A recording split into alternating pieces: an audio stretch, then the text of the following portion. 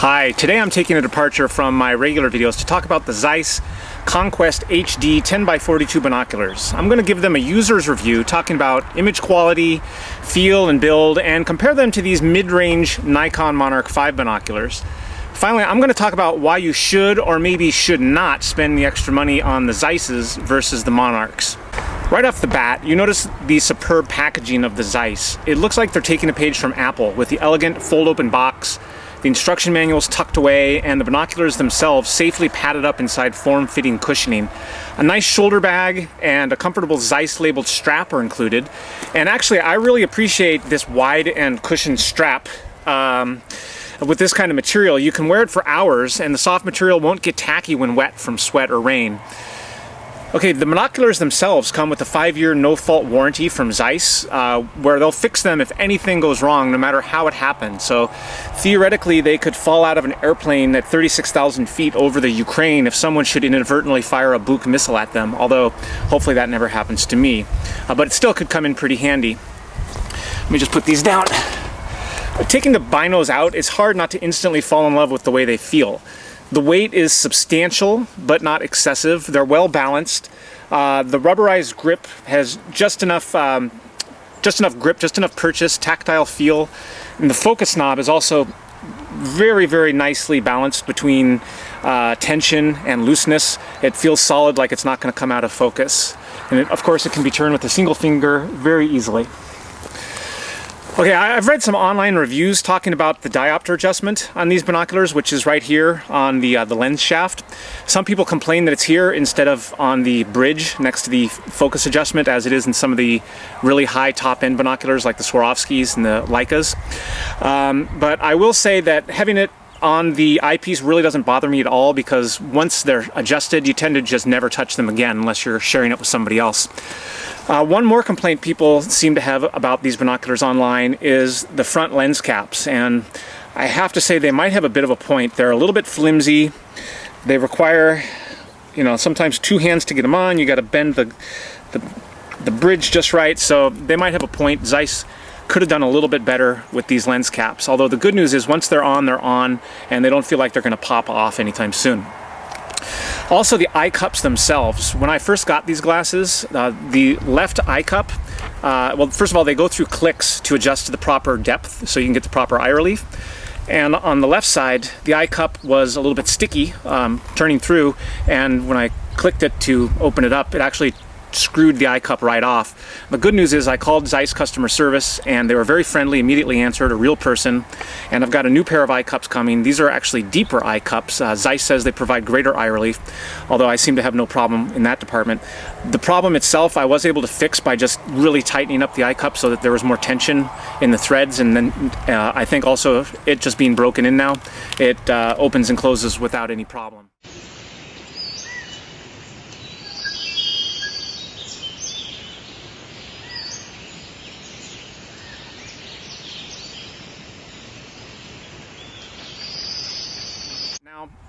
It's amusing to read some of the reviews of these or any binoculars online, because people make it seem like looking through them will make anything look incredible. So let's not get carried away here. When you peer through these things, you're not seeing rainbows coming out of unicorns here or anything like that.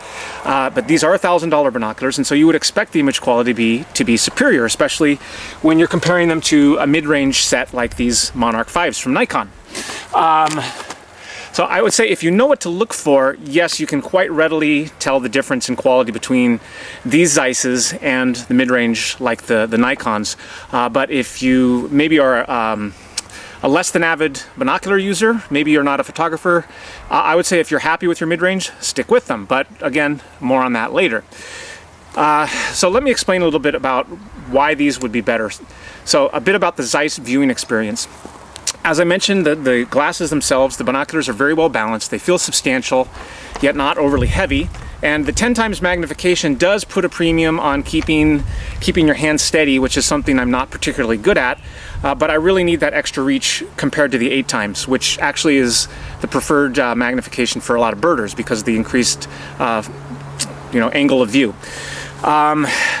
The first time you look through the glass, you'll notice how true to life the colors are, since The greater optical transmission gives excellent contrast with these.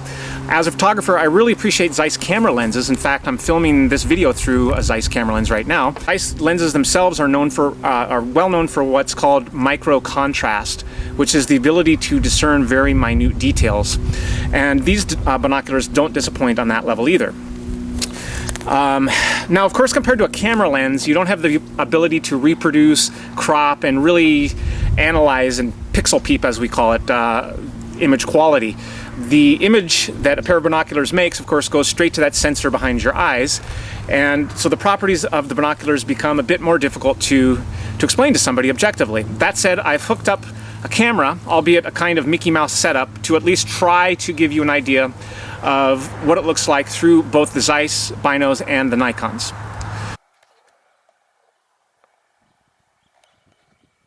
Okay, now I'm trying to demonstrate the chromatic aberration. These are the Zeiss, and they're not totally fringe free. So look at the far ridgeline on that mountain. When it's near the top of the frame, you get a bit of a purple fringe. Hopefully this will show up on the sensor. And then if you have an edge down on the bottom of the frame, you get a bit of a green fringe. Now it's subtle and it's not that distracting, but nonetheless it's there. These are the Nikons. Top frame, purple. Bottom frame, you get some green fringing. This is really what it all boils down to. So the more natural it looks, the better, and I am very pleased with these glasses. Now, a bit about the price of these binoculars and where they fit into the market. Up until this point, I've been using Nikon binoculars. I started out with their cheap and heavy Action Extreme, those big clunky ones. And then I stepped up to the Monarch 5s right here. To the Monarch 5s, which are what's called roof prism, as opposed to the other kind, which are, I'm not a binocular expert. I couldn't even describe the technical term for the other kind. But these are lighter weight and more compact, and very good for travel and sports. And you can see they're fairly similar in size, although the Zeiss's are slightly larger and slightly heavier. But as I got more and more into photography, I started to notice what's known as chromatic aberrations in the Monarch 5s. Now, Isaac Newton discovered that visible light can be divided into the spectrum Roy G. Biv, red, orange, yellow, green, blue, indigo, violet. It's what we see when looking through a prism, and it's what we see with a rainbow. So the different colors of light have different wavelengths, and they refract at different angles through lenses. And if it weren't so, we wouldn't see a rainbow at all. But the problem with this differential refraction is it makes light passing through a lens want to spread its spectrum out, which will only make the image look less sharp. And it can also leave what's known as chromatic aberrations along bright edges. So I was getting a lot of that with these Nikons. Photographers know this as purple or green fringing, and we do everything we can to avoid it. We buy expensive lenses and correct for it, and as last resort we can fix it in the software. But there's no way to edit the image with a pair of binoculars. So the Nikon Monarch 5 binoculars began to really bug me because they have a high degree of chromatic aberration. Especially whenever I look at something brightly lit with sharp edges. The green and purple fringes just became really annoying with these. So I didn't want to spend a lot of money on an upgrade, so I went with Nikon's next most expensive set, the Monarch 7s, which were around $400. These came in the mail from Amazon, and not only did they have a defective Diopter Adjustment, but the image quality was almost identical to the Monarch 5s. Yes, they were slightly sharper, and they had slightly less fringing in the center of the image, but really didn't do much to eliminate that distraction that I saw from all the purple and green fringing. So I returned them, so thanks Amazon for that. That's when I decided to try the Zeiss Conquests. Now, I'm not a hardcore bird watcher or an outdoor professional, as I mentioned, but if you've checked out my channel, please subscribe. You'll see that I do travel quite a bit to some exotic places, and having a nice set of binoculars really adds to the experience for spotting animals, people, etc. So, were they worth it? Well, the chromatic aberrations have not completely vanished with the Zeiss Conquest. There is still some subtle fringing, especially on the image edges. That's the outside, top, and bottom of the images. Center of the image, the aberration is almost completely eliminated. But the good news is the aberration, even on the edges, is reduced to the point where it's no longer distracting, so I can live with it. Now, I understand that in order to really eliminate the chromatic aberration across the entire image from the binoculars, then you have to step up into the super expensive $2,000 plus range, and it's just not something that I'm willing to do. So who spends $1,000 on a pair of binoculars? I think Zeiss very cleverly recognized that there is a niche market for binoculars in this price range.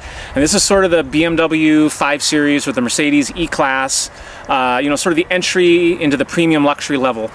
Nikon has nothing after the Monarch 7s until you get to their $2,000 plus EDG line, and Leica's comparable ChinaVid glasses start at about $1,500, and Swarovski's SLC line goes for $1,700. So I think Zeiss are very competitively priced with these Conquest HDs at $1,000. I think for Zeiss pricing these at $1,000, it recognizes that there is a segment out there who wants a premium product but doesn't have the absolute need nor the discretionary income to spend $2,000 plus. In fact, if anybody watching this video does have experience with the Conquests and the top of the line Zeiss, Swarovski, or Leicas, please let me know how you think they would compare to those, because I really have no idea.